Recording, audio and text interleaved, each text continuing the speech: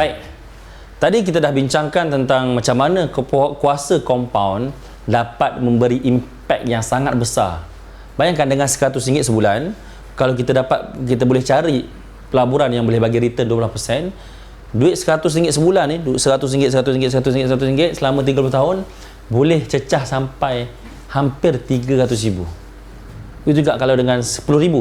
RM10,000 sekarang kalau kita letak dekat tabung haji, dia boleh sampai hampir RM200,000. Tapi kalau kita cari instrumen yang boleh bagi pulangan sampai 12%, boleh cecah sampai RM300,000. Baik, sekarang ni kita akan sambung tentang pelaburan, tentang kos dan risiko. Baik, saya tak nak cerita tentang potensi keuntungan. Sebabnya semua jenis pelaburan yang ada di dunia ni akan ceritakan tentang potensi keuntungan, betul? Untuk petani kita akan study 4 jenis pelaburan, iaitu hartanah, property. Kedua, pelaburan saham. Ketiga, pelaburan emas. Dan keempat, pelaburan unit trust. Pelaburan unit trust. Baik. Setiap pelaburan mesti ada potensi keuntungan. Semua pelaburan ni, kalau tuan-tuan jumpa dengan orang yang dah melabur dekat hartanah, orang melabur dekat saham, orang melabur dekat emas, orang melabur dekat unit trust, ataupun jumpa dengan ejen hartanah, contohnya ejen saham, ejen emas, ejen unit trust, mereka akan ceritakan tentang potensi keuntungan. Mungkin sampai 10%, 15%, 20%. Baik, kita tak nak bincangkan topik tentang potensi keuntungan. Tuan-tuan boleh cari sendiri pelaburan yang tuan-tuan paling selesa, pelaburan yang tuan-tuan confident untuk cari. Baik, untuk hari ini kita nak bincangkan tentang kos dan risiko pelaburan. Kos dan risiko dalam hartanah, kos dan risiko dalam saham, kos dan risiko dalam emas, dan kos dan risiko dalam unit trust. Dalam masa sama, kita tak nak bincangkan tentang risiko naik turun harga. Hartanah ada risiko turun dan juga potensi naik, betul? Saham ada potensi naik dan ada risiko jatuh. Emas pun sama, ada potensi naik dan ada risiko jatuh. Begitu juga unit trust, ada potensi untuk naik dan ada risiko untuk jatuh. Baik. Satu lagi pelaburan ni extra, pelaburan sontut. Skim sontut, skim cepat kaya, yang ni kita tak anggap sebagai pelaburan. Tapi kita boleh sentuh jugalah dia punya kos dan risiko. Baik, untuk hartanah, apakah kos yang terlibat? Selalunya untuk hartanah, anggaran untuk deposit, selalunya untuk deposit sekitar 10%. Dan juga akan ada kos legal fees, SMP, dan ada kos untuk evaluation, renovation dan sebagainya, mungkin cecah sampai 20% daripada harga rumah. Kalau harga rumah RM500,000, mungkin boleh cecah sampai RM100,000, bergantung pada situasi. Itu kos yang paling tinggi dia akan pergi. Baik, kedua, pelaburan saham. Pelaburan saham, selalunya kos yang terlibat ialah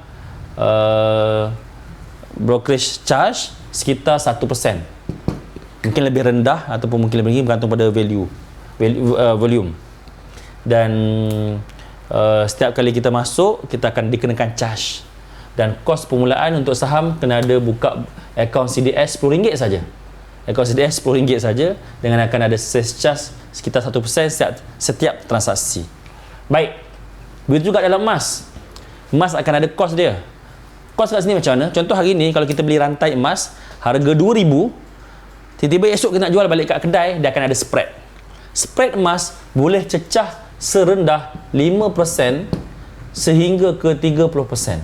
Selalunya kalau 5% ni untuk emas yang berbentuk jongkong emas, yang berbentuk fizikal, emas fizikal maksud saya, emas yang berbentuk jongkong ataupun gold bar. Selalunya spread sekitar 5%. Macam contoh kijang emas. Baik, dan spread sekitar 30% untuk emas barang kemas. Dan emas barang kemas daripada 30% spread, dia akan ada kos upah. Kos upah yang akan dimasukkan sekali. Contoh kita beli emas, rantai, cincin dan sebagainya, akan ada kos upah. Dan kemudian untuk unit trust unit trust akan ada kos selalunya sekitar 3 ke 6%, bergantung kepada kaedah pelaburan. Kalau cash 6%, kalau melalui EPF 3%. Ini ialah kos unit trust. Baik, dan akan ada annual fees sekitar 1%, dan juga trustee fees sekitar 1% juga, yang perlu kita tahu untuk setiap pelaburan unit trust. Baik, kalau pelaburan sontok ni, pelaburan skim cepat gaya, kita perlu bincangkan panjang. Kos serendah-rendah RM1,000 pun ada, dan setinggi-tinggi RM100,000, RM200,000. Dan risikonya sangat besar.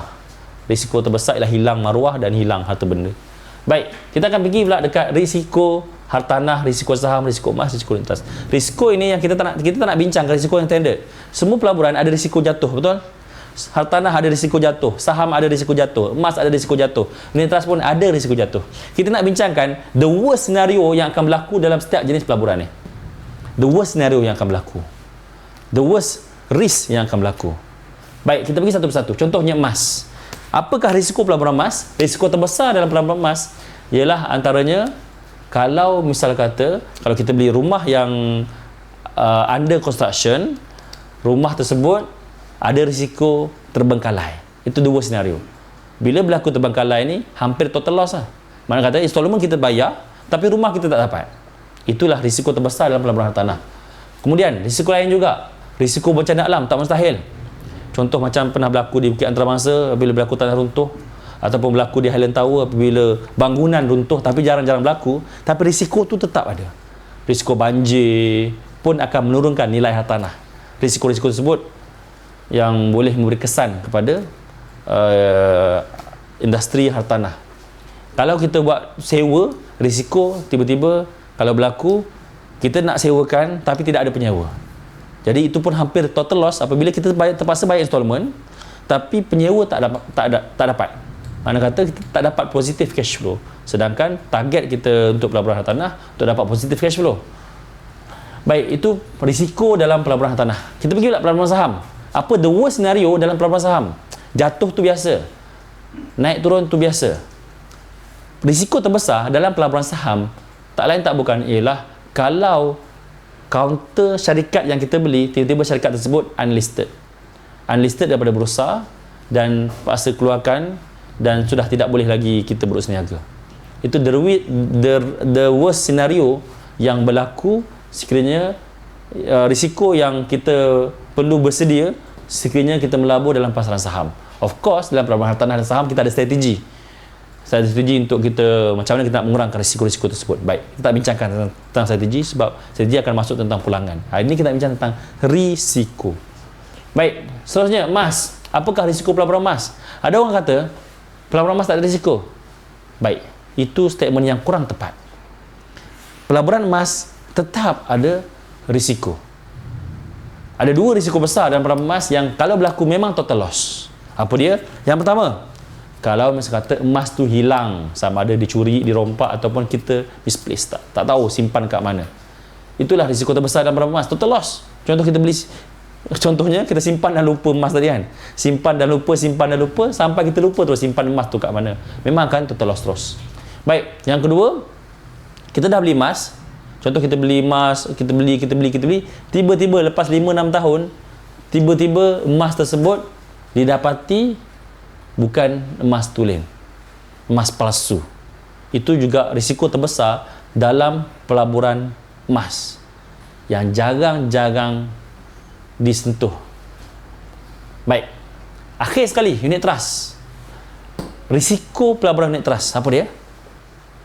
Selepas saya buat beberapa siri kajian, saya dapati unit trust satu-satunya pelaburan yang risikonya terlalu rendah. Hampir tidak ada total loss risiko. Total loss. Maksudnya apa? Tak akan berlaku dalam pelaburan unit trust, orang letak 100,000, orang letak 200,000, duit tersebut boleh hilang terus. Sebagaimana yang boleh berlaku pada emas. Contoh beli emas 100,000, 200,000, tiba-tiba emas hilang. Habis total loss. Ataupun beli emas 100,000, 200,000, tiba-tiba emas tu emas palsu. Total loss. Ataupun beli saham, letak 100,000, 200,000, tiba-tiba counter unlisted. Hampir total loss. Ataupun hartanah kita dah bayar banyak-banyak, 10,000, 20,000, 50,000 untuk beli rumah, bayar deposit dan sebagainya, 100,000 mungkin, rumah harga 1 juta, tiba-tiba projek terbengkalai. Pun total loss. Tapi total loss tersebut hampir mustahil berlaku dalam pelaburan unit trust. Dalam masa yang sama, unit trust juga taklah sampai keuntungan boleh bagi pulangan sampai 100%, 200% sebagaimana pelaburan-pelaburan lain. Pelaburan-pelaburan lain ada potensi untuk sampai cecah 100% kalau kita pandai. Apapun, saya nak kongsikan kat sini lah risiko-risiko dalam setiap pelaburan, dan risiko-risiko ini kita perlu sedia, kita perlu aware, kita perlu berhati-hati, dan sekiranya kita dah ready, bersedia untuk menerima risiko tersebut, barulah kita enter, barulah kita masuk ke mana-mana saja pelaburan yang kita bersedia. Sekian, terima kasih.